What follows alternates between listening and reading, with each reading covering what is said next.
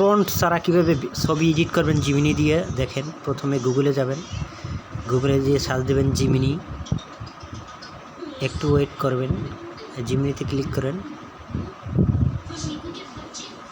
এরপর আপনাদের এই যে গুগল জিমিনিতে নিয়ে আসবে, এখানে ক্লিক করেন।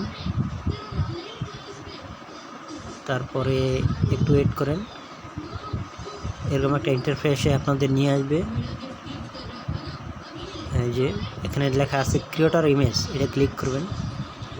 তারপরে প্লাস আইকনে ক্লিক করবেন, নিচে আপলোডিং ফাইল, এটা ক্লিক করেন, ফাইল সিলেক্ট করেন। নিজের পছন্দ মতো একটা ছবি এখান থেকে আমরা সিলেক্ট করব। নিচে যাই, একটু নিচে গেলে এই ছবিটা আমি আনি। তারপরে এখানে ডিসক্রাইব ইয়োর ইমেজ, এখানে ক্লিক করার পর কিছু লিখতে হবে। যেমন আমি লিখতেছি, একটি পাহাড়ে এক যুবক সাদা শার্ট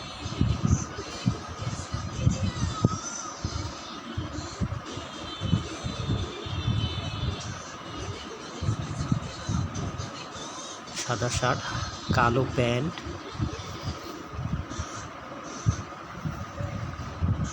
হাতে ঘড়ি,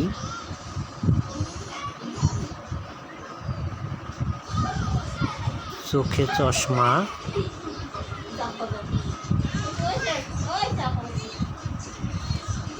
পরে দাঁড়িয়ে আছে।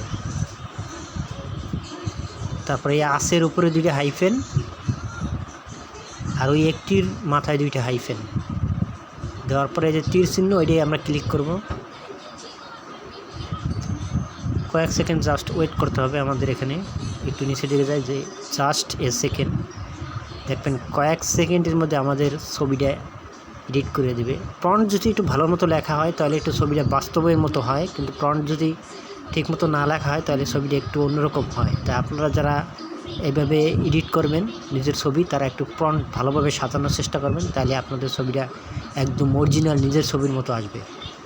তো একটু নিচে আসে, এই যে ছবিটা হয়ে গেছে আমার, আমি যেভাবে লিখে দিয়েছি ওইভাবেই, এই যে একদম হুবহু, দেখছেন।